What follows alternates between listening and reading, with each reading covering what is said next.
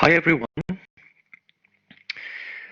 This chapter 10 is about vertical integration and the vertical scope of the firm. As discussed together during the strategy analysis part, uh, what you can easily recognize here, this is an industry value chain. So some businesses are operating at one stage of their industry value chain. And just like in that case on the left, and some businesses are said to be more vertically integrated, operating in two or several stages of their industry value chain. And for sure, on the top right here, we can have a business that is operating in all the stages of its value chain. Let's take an example of Walmart that back in 2017 um, started to establish a milk production. What are the advantages and benefits for Walmart as a retailer to make its own supply and to become, as a result, more vertically integrated? First, lower sourcing cost, as there will be no supplier. So the markup of the supplier is suppressed and they can make their own milk and lower the cost to support their everyday low price model. Second, this is offering higher flexibility in terms of setting a pricing strategy for milk, as in fact milk pricing is a key traffic driver in Walmart stores. On top of that, greater control over product quality, responsiveness, higher responsiveness to changes in demand, greater ability to test and trial innovations and communicate a stronger product story to customers are among other benefits of becoming more vertically integrated for Walmart. But there are also challenges for Walmart to become vertically integrated. Now they have to operate in a new industry and they have to deal with the complexity of a new set of broader legislative framework, but also they have to optimize production planning in a brand new industry. So all of those represent risks for the business. Not only Walmart, but Carrefour and even Decathlon, the sport item retailer in France, are owning their own brands for quite similar reasons. The outline of that chapter is about the transaction cost framework and the vertical scope of the firm, the benefits and the cost of becoming vertically integrated, and a framework for to make or to buy decisions. Let's take an example. UPS is purchasing 20,000 vans each year to satisfy their delivery services needs. Their vans are manufactured to their own spec by a local American supplier in Michigan. Should UPS build its own vans and trucks, and why? The answer is almost certainly not. The reasons are the following. First, even if 2,000 vans might look very high as a number of vans, this is still compared to the number of vans made by van manufacturers is coming still is still low. Van producers can achieve as a result a lower unit cost as they are making even more than 20,000 vans. Second reason is that the cost avoided by UPS not supply vans would be trivial compared to the inefficiency that would incur in manufacturing their own vans. So they happen to be a poor vehicle manufacturer. The capitalist economy is frequently referred to as a market economy. And what we are seeing in the market economy is about two different economic organizations. First is the market mechanism, also called price mechanism, where individuals and firms, so economic agents, are guided by prices, and they would make independent choices to buy and sell goods and services. Second, economic type of economic organization is about administrative mechanism that is also called internal administration and management and coordination, where decisions concerning production are internalized through hierarchies within a firm. Different firms, different products have different approaches toward vertical integration and offering products that are vertically integrated. Let's take the example of the IBM System Z mainframe and the HP laptop computers. HP laptop computers are manufactured by Flextronics, Quanta, and other companies. They use components produced by external firms such as NVIDIA, Seagate, and Intel, but also Samsung. And the customer support services are outsourced in India and in Southeast Asia. On the other hand, IBM System Z mainframes are assembled by IBM. They use IBM processors and IBM operating systems, and they run IBM application. Um, let's switch to a much different kind of product. Walt Disney Frozen, back in 2013. Frozen was produced by Walt Disney Studios, promoted heavily Disney theme parks. DVD and Blu-ray releases released by the Walt Disney Studios Home Entertainment, the Broadway stage musical adaptation by Disney Theatrical, video game mobile applications developed and launched by Disney Mobile, a range of merchandise, including dolls, costumes developed by Disney customer products and sold through both Disney stores offline and online, but also through Disney channels. On the other hand, Harry Potter, written by Rowling, published by Bloomsbury in the UK, and by another business in the US, film rights acquired by Warner Bros. Copyrights and trademarks licensed to Mattel, Coke, Lego, and Hasbro for the production of toys and clothing. So, what is the best toward becoming or not becoming vertically integrated? Our role here is to identify all of the factors that determine which of vertical integration or outsourcing is the better approach for a particular company in a particular situation. Let's take another example in the car industry, in the electric vehicle segment of the car industry. What is the best approach here? Comparing Tesla with Ford Focus Electric. What is the most efficient approach? Tesla is producing its own battery, its own drivetrain, and handle its own assemblies, while Ford Focus is supplying drivetrain to Magna and buying battery from LG. The drivetrain is about what you can see in the picture below. So, which why is it that these different approaches exist, and which is offering higher levels of efficiencies, and why do businesses make, and how is it that they make these such decisions? So, transactions using market mechanism are not costless.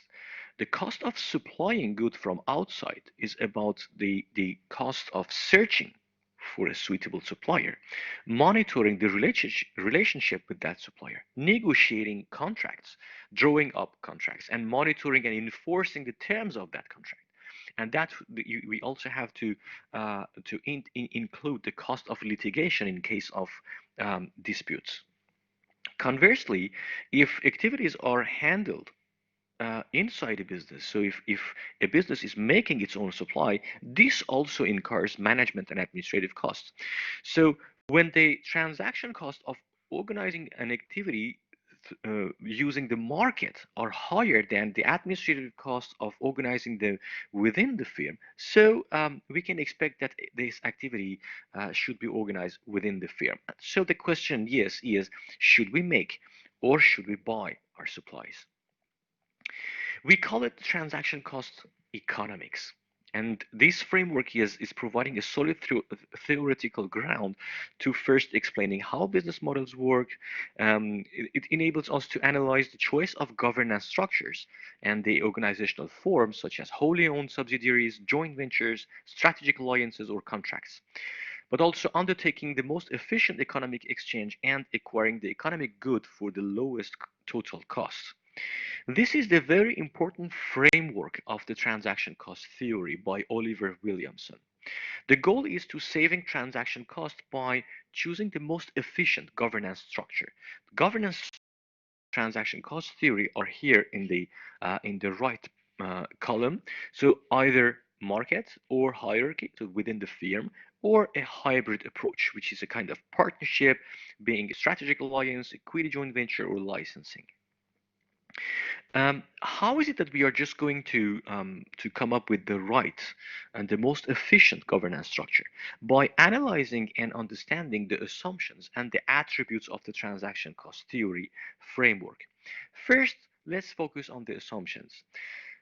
The TCT framework assumes that individuals and businesses, so economic agents, have limited rationality. So this means that this limited rationality would prevent them to make the best rational economic uh, choice. As a result, the contracts that these agents can establish, so we can establish, are incomplete and leave room for negative legal consequences. So this is badly negatively impacting cost. On the other hand, we have a second assumption that is called opportunism. This opportunism aspect of the transaction cost theory assumptions suggests that vendors may act to their self-interest through information asymmetry, either hiding or not providing information at the right moment to the buyer. And in this case, the buyer can be just can be held in the situation of hostage. And the takeaways here is that these assumptions suggest that a high cost might be required to safeguard interests in a buyer-supplier relationship. The attributes, on the other hand, are about asset specificity. Let's take an example that talk about asset specificity, but also about the opportunism as the one of the assumptions of the TCT. Imagine that Lamborghini is supplying a key component to the performance of and the quality of its cars, and that they supply that very critical and specific asset and key component. They supply it from an outside supplier, and imagine that there is only one supplier supplying that good. What are the risks in that situation? Well, the first risk is about there is only one supplier. So the number of suppliers would represent a risk in terms of the supply chain might be disrupted, or that this supplier might behave in an opportunistic manner and take you in a situation of hold up, imposing higher prices or disrupting supply, and your competitive advantage will suffer, and the level of quality that you will as Lamborghini offer to your customers would suffer. So when asset specificity is very high and that the number of suppliers is very low, these situations suggest that the firm should develop that supply internally. There are also what we call uncertainties as the second attribute of the TCT framework. This suggests that there might be behavioral uncertainties of partners, and frequency as a third um, parameter attribute.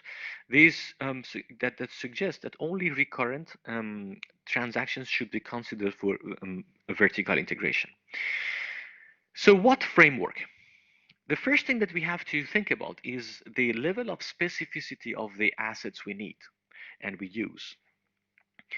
Lamborghini would never think about making, not only Lamborghini, but any car maker would not think about making their own tires for their cars. Tires are made by many suppliers, such as Continental, Michelin, Bridgestone, or Goodyear, and these are standard products, and there are many suppliers supplying that particular good.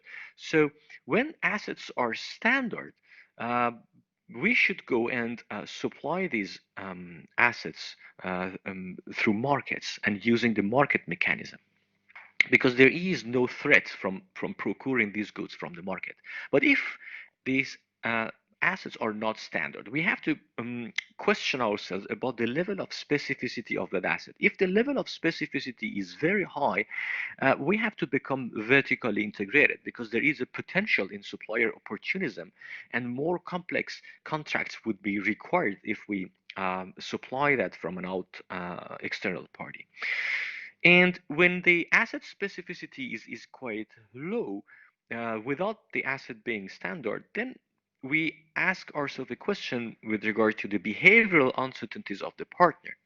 If the behavioral uncertainty of partner is high, we should go for a hybrid approach, this time with an equity joint venture. Why? Because there is a high level of control needed over the partner as the behavioral uncertainties are high. In this case, in that situation, the partner cannot behave in an opportunistic manner, because in a 50-50 equity joint venture governance type of structure, they have to make decisions. Um, they can make decisions only if we are involved in that decision. And if the behavioral uncertainties of partners are low, more flexible governance structures can be adopted, such as strategic alliances or licensing. So let's take the example of the can industry here to apply what we have just learned. So this is the industry value chain of the steel cans. The the work starts with the iron ore mining and raw material and input material extraction. This industry is supplying the steel production industry that would turn this raw material into pure steel products.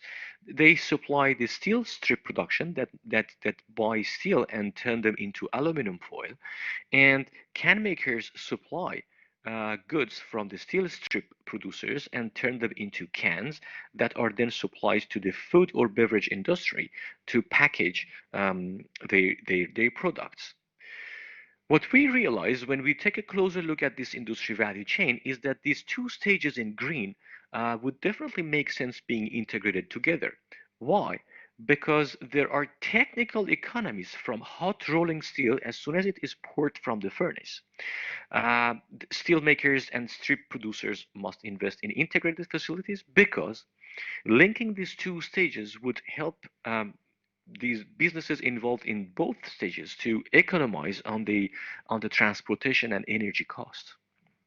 On the other hand, if we consider the steel strip production and the can making industries, this time these two stages don't really make sense. It doesn't make sense to integrate them, because many buyers and sellers exist, and that switching cost for the can maker from one steel strip producer to another would be very low. So many suppliers at that stage, information is readily available. So it doesn't make sense to become, for these stages, integrated. So far, we have mainly emphasized on cost, but other factors than cost might be considered when businesses become more vertically integrated. In the case of Tesla, um, making their own drivetrain and supplying their own battery, it's not only a question of cost, but also a question of this situation would absolutely contribute to their differentiation strategy. So it's very important to recognize that other factors than cost might be involved in such decisions. So let's have a review of all of the benefits and costs of becoming more vertically integrated. The benefits, um, so we have mainly three major benefits: technical economies from physical integration of processes. Um, Second, becoming vertically integrated helps avoid in all of the situations where there are transaction-specific investments, high levels of opportunism or uncertainty, and taxes and regulations on market transactions. And third, uh, vertical integration offers superior level of coordination and control over the value chain. So greater control over product quality, greater potential for trial and innovation, as in the case of Walmart. Let's have a list of the challenges and the cost of becoming vertically integrated.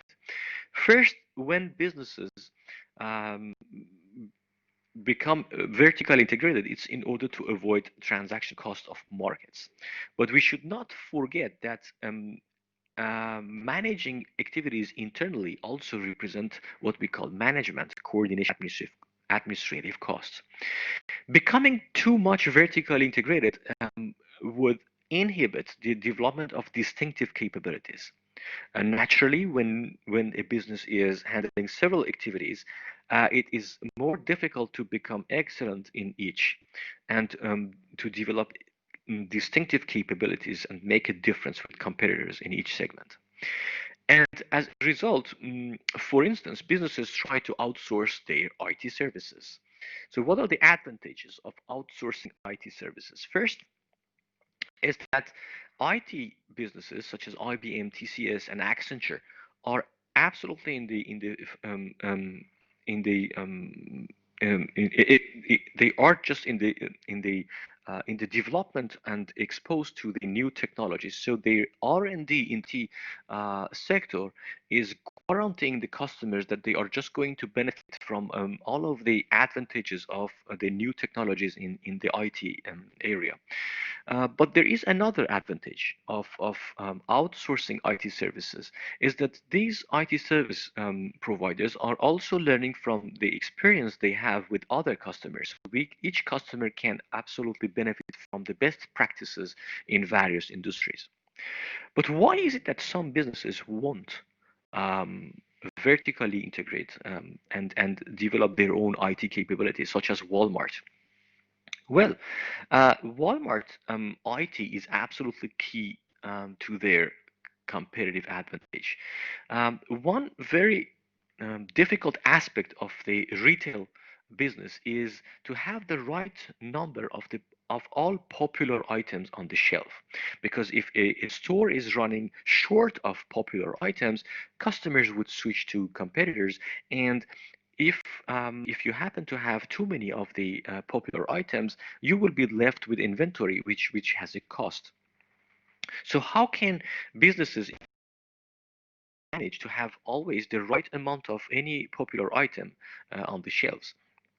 At Walmart, this is absolutely and dynamically and perfectly managed with their very special IT system that dynamically readjust the number of each item in any single store at Walmart as a function of the fluctuations in demand. As a third point, the difficulties of managing strategically different businesses when businesses become extensively vertically integrated. We have to recognize that most of the retailers do not manufacture, and it's difficult because it's difficult to manage strategically distant activities. And these similarities between different activities even forced businesses such as Marriott to split into two separate companies, Marriott International and Host Marriott, because they recognized that owning hotels is a very strategically different business from operating hotels. Or Coke spun off its bottling activities because they recognize that managing local bottling and distribution operations is so different from managing the global brand and the producing of and distributing of concentrates. As a fourth point is about profit incentives. When there is a supplier-customer relationship between two businesses, suppliers would behave in a way to keep their customers satisfied in order to keep on generating profits. These profit incentives are lost when businesses become vertically integrated. Fifth, vertical integration limits flexibility in many cases where businesses are operating in cyclical industries such as construction industry. So there are changes in demand that might badly affect and that might represent rigidities to these businesses. Compounding of risk, imagine that Frozen at Walt Disney has not been appealing to children. So all of the different divisions at Disney would suffer because the product that they produced happened not to be appealing to customers. And as a last point, investing in unattractive and unprofitable businesses, irrespective of the transaction cost and coordination benefits, McDonald's didn't want to backward integrate into beef raising and potato growing because agriculture is an unprofitable business. This is the last slide of our course. On the left, you have many situations, and on the right, the corresponding solution in of vertical integration. Naturally, when there are many uh, suppliers in the adjacent stage of a business, we usually tend to not become vertically integrated because there is a lower switching cost from one supplier to another if we happen not to be satisfied with one supplier. Do transaction specific investment need to be made? The higher the level of specificity, the higher the need and advantages of becoming vertically integrated, and so on and so forth, with regard to information, uncertainty in the relationship, and many others. Okay, so thank you for your attention. This was about our vertical integration chapter.